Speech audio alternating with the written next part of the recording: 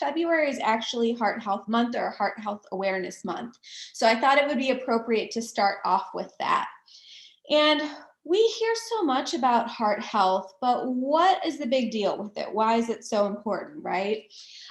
In fact, according to the CDC, heart disease is the leading cause of death among men, women, and people of most racial and ethnic groups in the United States. So affects a lot of people. One person dies every 36 seconds in the US from cardiovascular disease.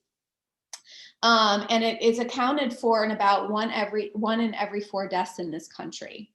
And in another astonishing statistic, if I may, the United States spends over $219 billion each year, specifically this was 2014 and 2015, for the cost of healthcare services, medicines, and response to cardiovascular disease, which is a huge, huge amount for healthcare cost. But not to mention, as an individual, there's a lot of tolls as well, right? Not only does it affect how we feel and how we maneuver through life, but medications and all those type of things can also be very expensive, very pricey, and maybe not what we want for long-term life, right? So the goal today, we'll do a little bit breakdown about heart disease and what that entails. Some foods that affect heart and heart health, right? Both negatively and positively. Some changes that we can make as far as our nutrition and lifestyle habits go. Some tips and simple switches we'll talk about in there. And then we'll also do a really quick heart healthy recipe. And then of course, love to hear any questions you have along the way. Okay.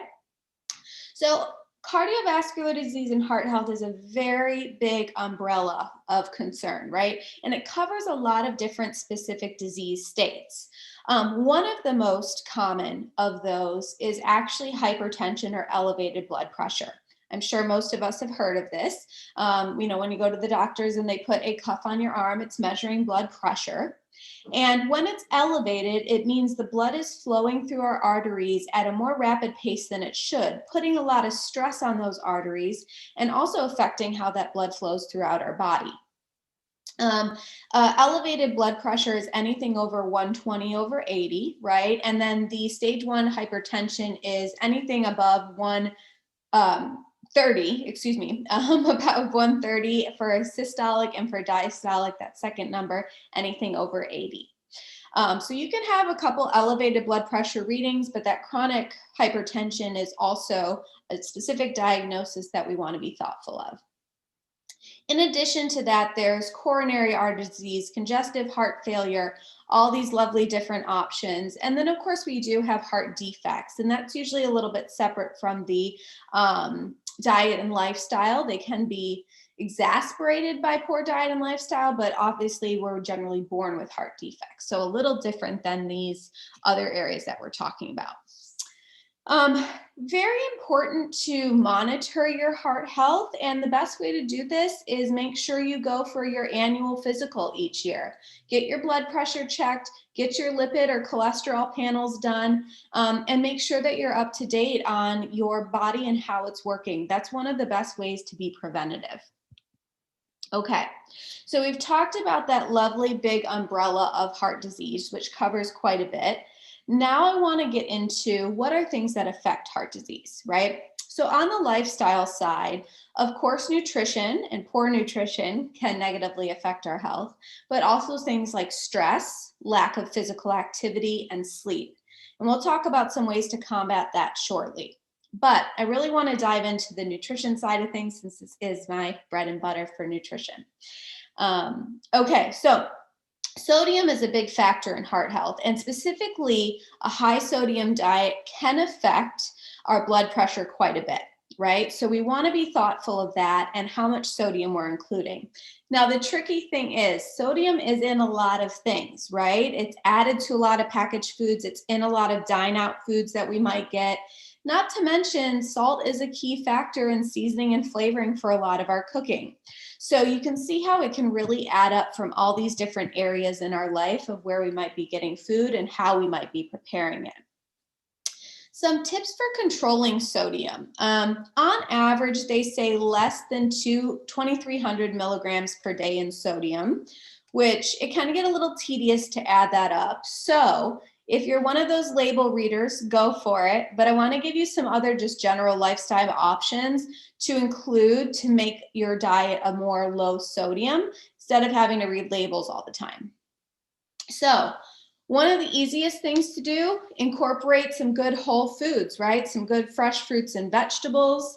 Of course, some of our whole grain foods, right? Some of our lean proteins. We'll go through this in a little bit. Trying to prepare more food at home so you can control the amount of sodium that goes into your food choices. And we can do this by choosing reduced sodium products like reduced sodium canned vegetables or canned beans. Rinsing your canned items is a great way to reduce sodium as well. Again, trying to reduce some of those packaged items and or looking for a low sodium option if that's available. Again, finding other ways to flavor your food besides just salt is also a good tip. So looking into some of our wonderful seasonings like garlic powder or onion powder, right? Mrs. Dash has a great array of mixed seasonings that are sodium free. That'd be a great one to look into. Also, of course, our wonderful herbs like basil and rosemary add great flavor without added sodium or salt. And if you are going to add salt, which is delicious on certain food items, what I do recommend is trying to add it at service. So trying to limit the salt you add during the cooking process and then just do a little sprinkle on top to eat or to taste, as they say in a lot of recipes.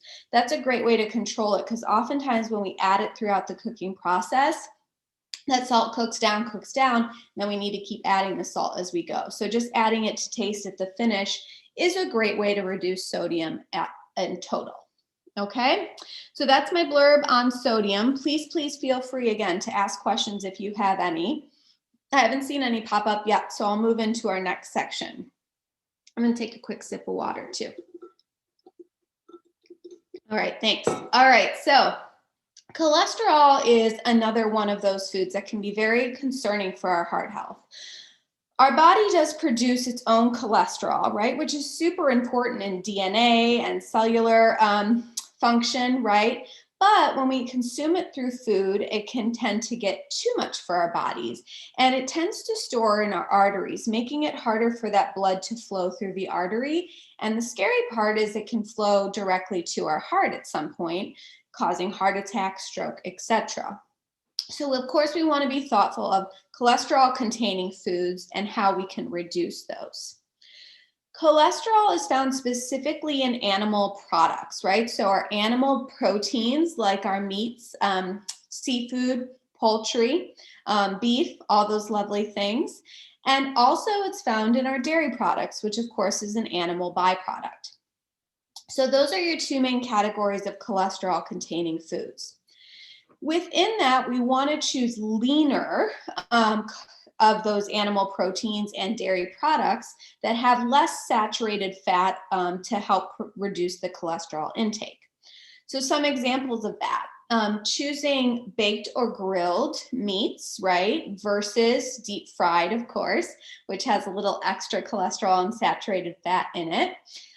Choosing meats without the skin on, right? Because that skin adds a definite layer of extra cholesterol and, of course, added saturated fats. We also have choosing more plant-based options, right? Like our beans, legumes, and some of those other things that are great sources of protein, but are naturally cholesterol-free, right? So cholesterol, saturated fats, very similar places to be and things that we want to keep an eye on for heart health. As far as dairy goes, it's as simple as choosing some reduced fat dairy options, right? So instead of maybe a whole milk doing a 2% or 1%, choosing reduced fat cheeses if that's available, limiting heavy creams or heavy cream sauces, all great ways to reduce the amount of cholesterol and saturated fat that we're including, and also taking care of our heart in return.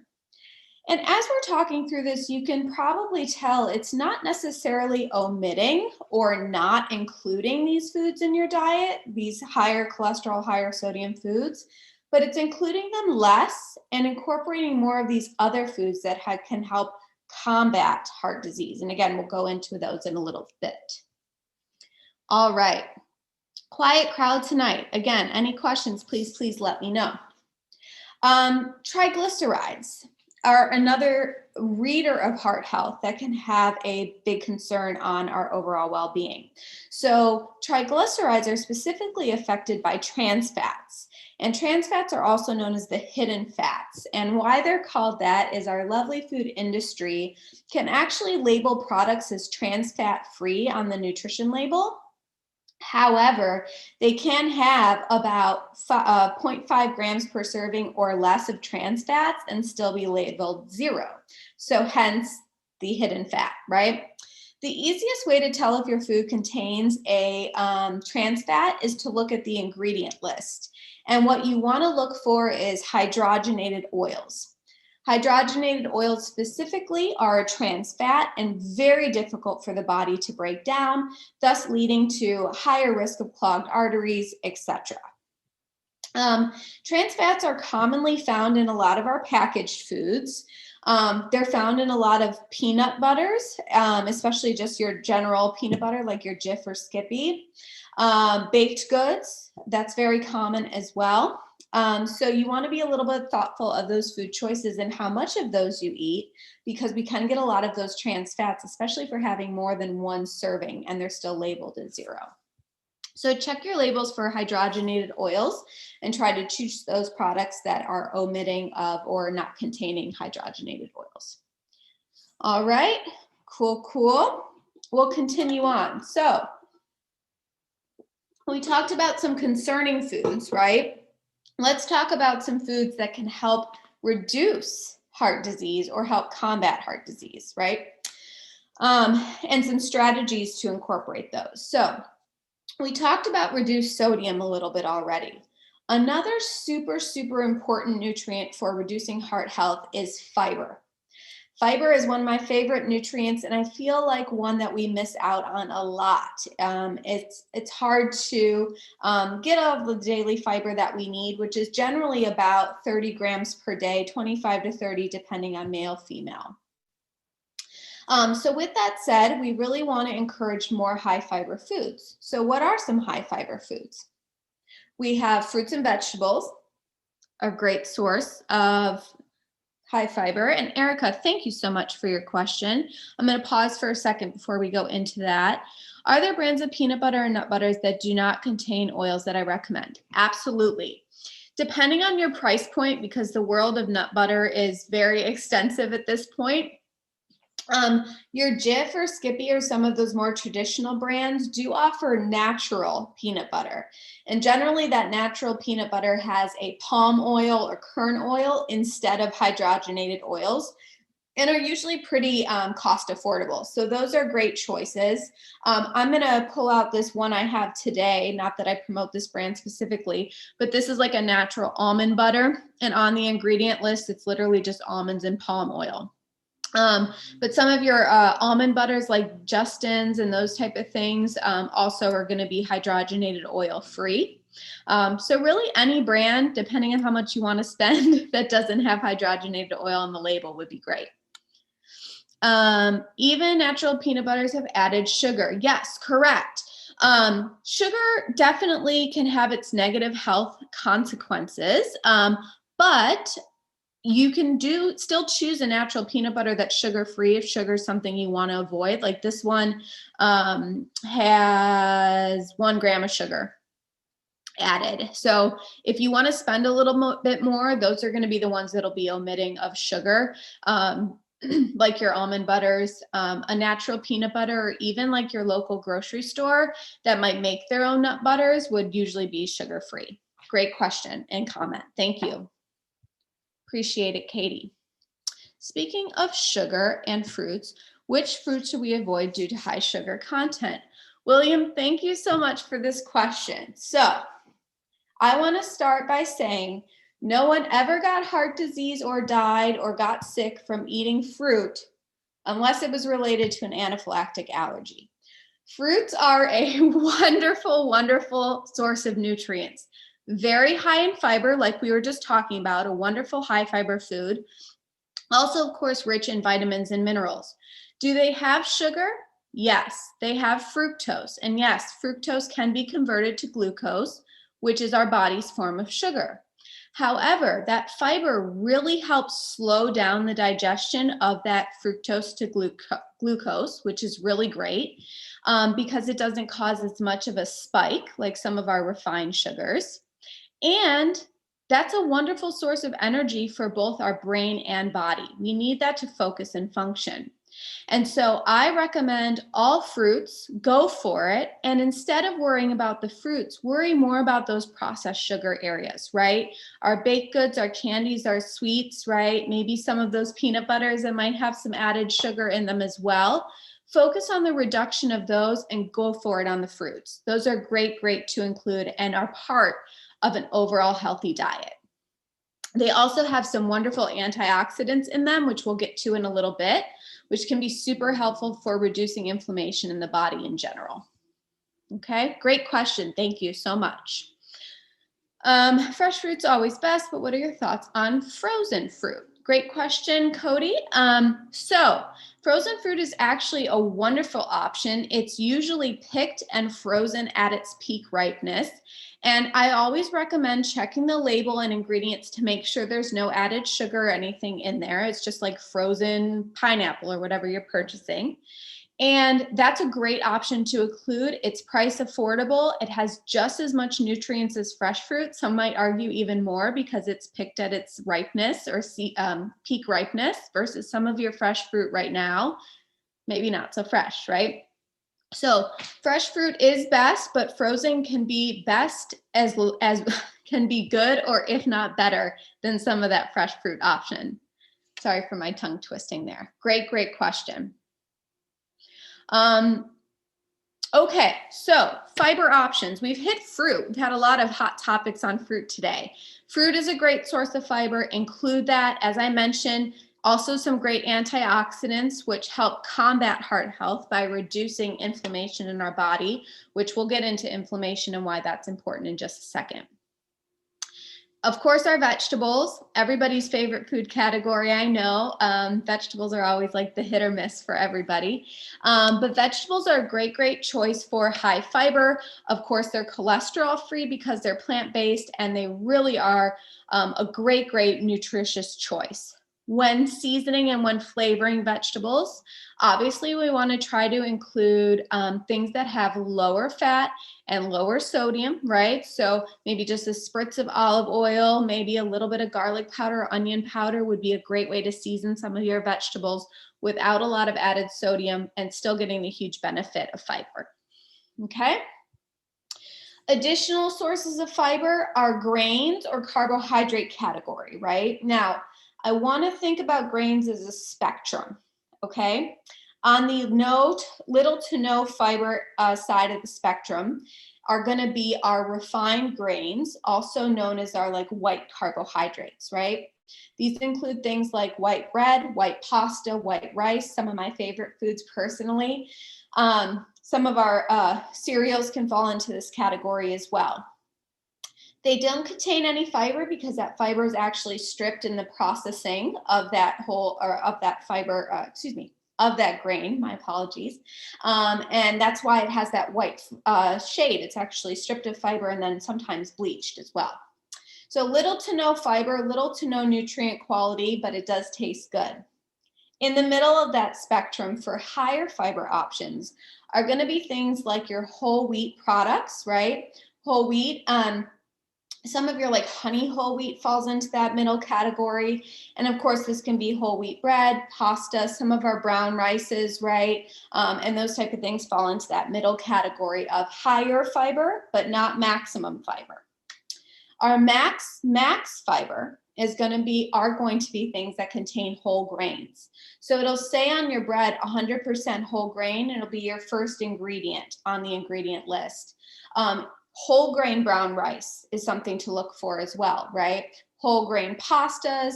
Of course, some of our ancient grains are whole grain like quinoa or farro, also great to include. Those are the maximum fiber sources that you can get in our grain products, and we highly recommend them. We'll actually be using some of those in our discussion today, but of course, some of our oats and oatmeal, our recipe today, Some of our oats and oatmeal also fall into that middle spectrum, and then your steel cut oats have that really nice high fiber too. So those are some great options to include. So fruits, vegetables, whole grains, great sources of fiber, highly recommend. Go crazy on the fruit. It's good for you, I promise. Okay. With fiber, it's very important to include fluid, right? When we eat a lot of fiber and we don't have fluid to help it move through the digestive system, it can cause some blockage and discomfort, leading to sometimes constipation. So if you're thinking about adding some more fiber into your diet, I really encourage you to add more fluid. And I always say with hydration, it's a marathon, not a sprint, right? So starting from the time you wake up, start sipping water and drink steadily throughout the day, cutting off maybe a couple hours before bedtime so we're not up all night, right? So really encourage fiber fluids together, and both are really great for heart health, okay? Unless you have congestive heart failure, and then we need to watch fluids sometimes, but that's a different kind of discussion. Okay, another really good heart healthy nutrient to aim to include are omega-3s. Omega-3s are a form of fatty acid. They're really good for heart health because they reduce inflammation. I know I keep bringing up inflammation. I probably should have started with that first, but it's my next topic. So they're really great for reducing inflammation and promoting good heart health. So what contains omega-3s? A lot of great foods do. We have things like our nuts and seeds are great sources of omega-3s. Specifically, walnuts are the highest nut-containing omega-3. Eggs, avocados, olive oil, also great sources of omega-3. Things like our flaxseed, right? And chia seed, great sources of omega-3 as well. And of course, fish is also a wonderful source of omega-3. You can also supplement an omega-3 as well, but I do recommend if you add it in through supplementation, make sure it's only an omega-3 supplement and not an omega-3 and 6. That omega-6 is promoting inflammation, which is not something we want. So make sure it's just an omega-3. All right. I didn't mention fish oil, but fish and fish oil, great sources of omega-3. All right. Now I'm going to talk about inflammation, and I probably should have led with that. Is there a fish besides salmon that has higher omega-3? Yes, William. So your high omega-3 containing fish are salmon and mackerel, and sardines are also a great one. I know a lot of people don't eat mackerel or sardines, and some of those other fish as well. So salmon tends to be the most popular. But remember, those are just the highest containing omega-3 of fish. I hear you. I don't care for all of those either, William. But even though they're the highest containing, your other fish still have omega-3s. So what I say is just go for whatever fish that you enjoy. You're still going to get the benefit of omega-3s. It just might not be as much as salmon, right? But we could always add a little bit of olive oil drizzle on top of that fish to help supplement, and we're still getting a good serving of omega-3s. Absolutely, you're welcome. Okay, so inflammation. This is a big one. Inflammation is specifically, or long periods of inflammation, is specifically linked to chronic disease in our bodies. And heart disease, of course, is a chronic disease along with diabetes, Alzheimer's, all these lovely things. What that concern is when we eat certain foods or have certain lifestyle habits, our body goes into this inflamed state, and it causes this cascade of reactions. And over time, like I said, that can lead to chronic disease development. So what we want to do is converse that inflammation by choosing anti-inflammatory foods, because that reduces the inflammation in our body and also can keep our nice heart healthy and safe. So what are some foods that contain some anti-inflammatories? Well, we talked about the lovely world of fruits, right, and vegetables.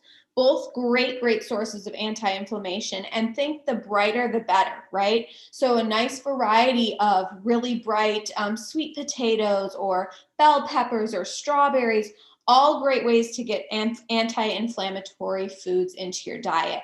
Berries specifically are going to be some of the higher anti-inflammatory, it's Can't speak today. Higher inflammatory fruits, so including more berries is always a great recommendation. Additionally, we have some really great foods that are anti-inflammatory in the seasoning category. Things like our turmeric and cinnamon are wonderful heart healthy and anti-inflammatory seasonings that we can use. And also our nuts and seeds, specifically walnuts, are a great anti-inflammatory option too. How about sugar-free cocoa powder? Tell me a little bit more about your question, Bharat. And I'll keep yapping while you type that in. So again, our nuts can be a great anti-inflammatory option, and of course those omega-3 containing foods as well. So I encourage you to think about fiber, fluids, omega-3s, and our anti-inflammatory foods. Those can all help prevent heart disease and or help reduce some of the status of heart disease as well. Are you asking if cocoa powder, unsweetened hot cocoa powder, Swiss Miss? Okay, so as far as cacao or cocoa powder, it depends on how we get it. So certain dark chocolate and cacao can be anti-inflammatory, which is a great thing, right? But some of our more processed has less benefits. So if we're doing Swiss Miss specifically, that's probably going to have a little less of the anti-inflammatory properties that we're looking for because it's got some of that processing and loses some of that good actual cocoa. So what you might want to choose is a more dark chocolate option, right? That has more cacao or cocoa powder in it. You can find some of those bars and those type of things. And if you're vibing off some hot chocolate, you could even make your own with like a reduced fat milk and that dark chocolate to get a little bit more nutrient benefit versus the processed or higher processed Swiss Miss. So even though it's unsweetened, it can still have a little less health benefit, right? So choosing more of that dark chocolate or more cacao containing is a good one to include. You're very welcome. Thank you for the questions. I appreciate it. Okay. So we talked a lot about nutrition and foods that affect negatively your heart health, and of course foods that positively affect heart health. So what I want to get into is a couple just general like lifestyle habits that can help reduce heart disease, and then we'll hop into the recipe.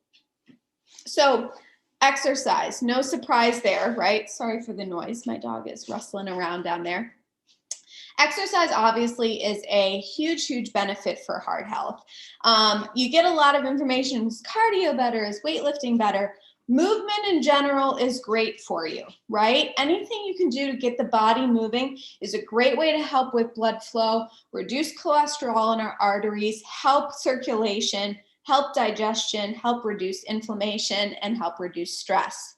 So what I say, go for it. Whatever gets you moving, I don't care. If you want to dance, if you want to walk, if you want to weight lift, power lift, hit CrossFit, whatever that is, find your thing and try to do it as much as you can, a little bit each day. Even if it's 5 minutes or 1 hour, just do it. That exercise is a huge, huge benefit for our body and also for our mental health, which is super important too. Which brings me to stress management. Of course, food, nutrition, exercise, a huge factor, but our overall well-being mentally and stress factor promotes a lot of our overall health. And what I mean by that is when we are stressed out, we are more likely to have an inflamed state in the body, leading to some of that concern for chronic disease. So finding ways to promote stress management and good mental health is essential for good heart health and of course our well-being. And then my last item on here is sleep, right? Sleep is so, so important for the body to reset, helps with the circadian rhythm and hormonal balance. So finding a good sleep schedule, the recommendation is about 7 to 8 hours a night of hopefully good sleep. And that can be a great way to help maintain our heart health as well. Okay, so that is a little bit on heart health, diet, exercise. I want to jump into this lovely recipe. I I would recommend washing your hands first, of course, but I keep touching my hair and everything, but I don't want to hop off camera. So pretend my hands are washed. And if you are following along, we are going to make this lovely no-bake apple cinnamon bite recipe. Okay? And I'm going to go ahead and make it with you to show you how easy it is. And of course, we intentionally chose this recipe because it has a lot of really heart healthy ingredients in it. Go figure, right? All right, so let me reduce this so I can see the recipe and talk to you all at the same time. Okay, so we're gonna start with oats. We talked about the benefits of fiber, right? And so this is a base for this recipe. I'm choosing old-fashioned oats. These are just what I had in my pantry. Recipe calls for about 1 cup. Sorry for my loud mixing cups. So I'm just gonna go ahead and pour this lovely 1 cup of oats into my big old mixing bowl here. All right. Oats, lovely way to start the day too. And if we're really wanting to make a heart healthy, impactful breakfast, doing some oats, add some nice berries for that antioxidant property. You could add some of those lovely nuts for a little bit of crunch and also those lovely omega-3s, maybe a dash of cinnamon for, again, a little bit of a heart health boost. And what a great, quick, easy, delicious breakfast. Okay, I digress though. Let's get back to the recipe. Can you add dark chocolate? Absolutely. Great antioxidant option, great for a little bit of sweet without adding some of that extra sugar. So I think that would be a great choice, Paul, to add in. All right, so the recipe calls for oats and then ground flaxseed, which we talked about is a huge benefit for omega-3s. You're very welcome, Paul. But I didn't have any flaxseed today, so I'm going to adjust this recipe a little bit. So I hope you all are okay with that. But this is the beauty of recipes. You can always adjust and change if you want to. So I'm going to omit the flaxseed, but I am going to do my ½ teaspoon of cinnamon. Again, like I said, great for anti-inflammation and reducing heart health. So in goes my 1/2 teaspoon there of cinnamon. And before I add the sticky stuff like the honey and almond butter, I'm going to add a couple other things. We've been getting a lot of questions on chocolate. I'm going to add some chocolate to these no-bake energy bites instead of apple because I actually have an allergy to apple, and so we're going to use chocolate. These are semi-sweet, great if you can get dark chocolate options as well. And I'm just going to do a little bit, not too much, maybe about 1/4 cup, just for a little bit of sweet without too much added sugar, okay? So those are going to be my sweet for this. And then I'm going to add my 2 lovely other ingredients, my nut butter, nut butter and my honey. Just kidding. Before I do that, another recipe swap that I'm going to do with this for a little bit of crunch is I'm going to add some almonds. Again, we mentioned the benefits of heart health with adding some nuts. I love a good crunch in these protein balls. So in goes about 1/4 cup of almonds to complement the lovely dark chocolate that I added. Is the cinnamon a substitute for flaxseed, or did I omitted the flaxseed? And the cinnamon is part of the recipe. Great question. I'm sorry if I'm making it confusing for everybody, but I guess this is what we have today. Okay, so honey, 2 tablespoons of raw honey. I get a lot of questions about honey, and since we had so many questions about sugar today, I think I'm gonna go ahead and talk about honey. So honey, a natural sugar, I'm gonna eye it because I always feel like it just sticks to the my tablespoon. So I'm going to eye it for about 2 tablespoons and mix it around in there. This honey really helps bind these balls. So you don't want to skimp too much, but you don't want to go too crazy so it's not too sweet. Again, I get a lot of questions about sugars. So with the honey, natural sugar, right? Still going to have a lot of our sugar option in it, but the argument is it's not processed, right? So this could be a good option. There's 8,000 other sugars on the market. White sugar, brown sugar, all these, stevia, all this. My recommendation is do with what tastes good sometimes it's better to do the real thing and do a little bit than do a lot of that other processed or less sugar substitute things. So my opinion, I know I didn't probably explain that well, but in my opinion, I'd rather do a little of the refined sugar and really, or excuse me, just the regular refined sugar and minimize all these other processed things. And just try to keep my sugar whole as a minimum versus trying to find stuff that's sugar-free that has the sweetness. For me, I'd rather just do the real thing and omit some of the other stuff. I don't know if I explained that well. I feel like I was babbling a little bit on that. Okay, so I have my honey. I added almonds to this recipe and dark chocolate. The cinnamon oats are already in there. Omitted the flaxseed. And now I'm going to add the most difficult ingredient. Tell me this will fit in here. Beautiful. Is going to be the almond butter. And I'm going to do 1/2 cup of almond butter. So hopefully, I should have gotten a different mixing situation here. So sorry about that, folks. Actually, let me go grab a spoon. So sorry, I'll be off camera for 2 seconds. And I'm back. Okay, sorry about that. Okay, so I'm gonna do 1/2 cup. This is a 1/4 cup, so I'm gonna do 2 of these bad boys. And again, this almond butter, great heart healthy option.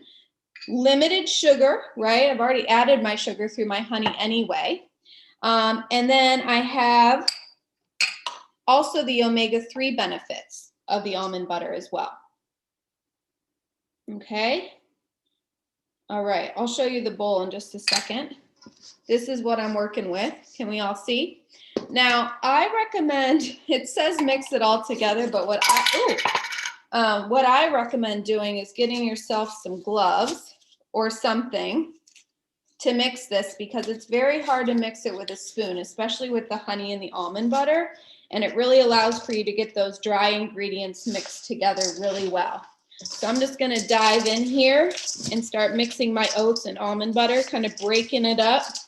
Again, it gets very sticky, so I feel like, I don't normally cook with gloves, but I feel like in this recipe it's necessary. And then the ground flaxseed would just kind of flush right in if you're including that. It's very fine usually, so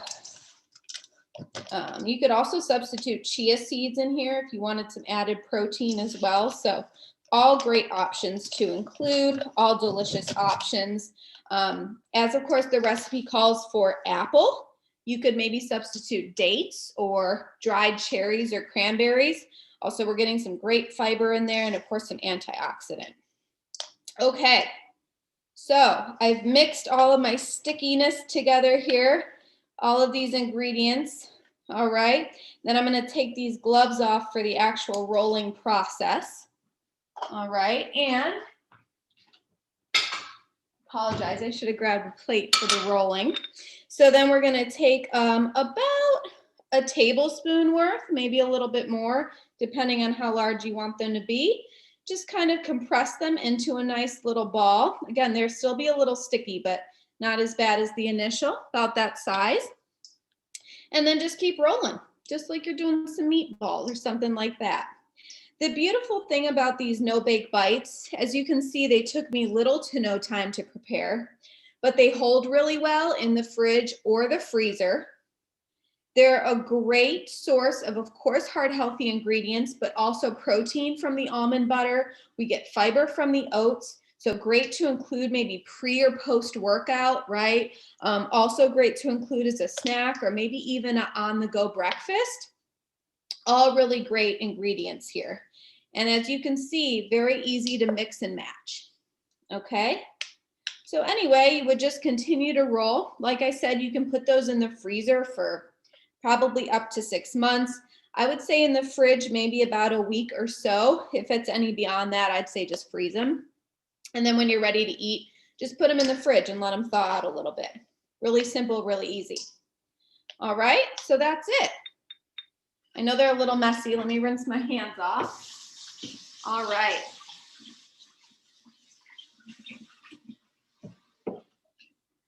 A messy recipe, but yet delicious. And it's a great one to do with kids. If anybody has kids at home, that's a really great recipe for kids to get their little hands in, but they're also delicious to taste. And of course, they can be allergy friendly if you do have kids with those concerns, or even yourself. All right. So that kind of concludes my blurb a little bit. We did the recipe.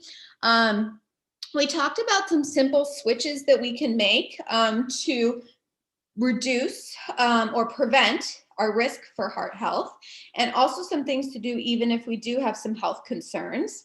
Remember, it's more than just one thing and more than just one food. It's not that if I just eat cinnamon all the time, then I'm not going to get heart disease. You have to look at the big picture. It's food and nutrition, it's exercise, it's mental health, sleep, hydration, it's all of those things. But sometimes it's easy to pick one thing a day, right? So maybe we think about our food choices, maybe we go for a walk. All these things add up and really help us live healthy, well lifestyles. So that's my blurb. Do we have any questions? Questions, thoughts, feelings in the comments below? And I'd love to hear your thoughts on the recipe. Is this something that we would make or would think we would enjoy? If you didn't make it with me, that is. Anybody at all?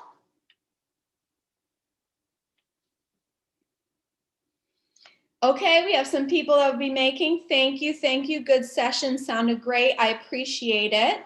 Again, if we don't have any added questions, that's all the content I had for today. Good snack while working from home, absolutely. And it's very filling and satiating. Awesome, awesome, awesome. Thank you for all your feedback. Please do give it a try. I love it.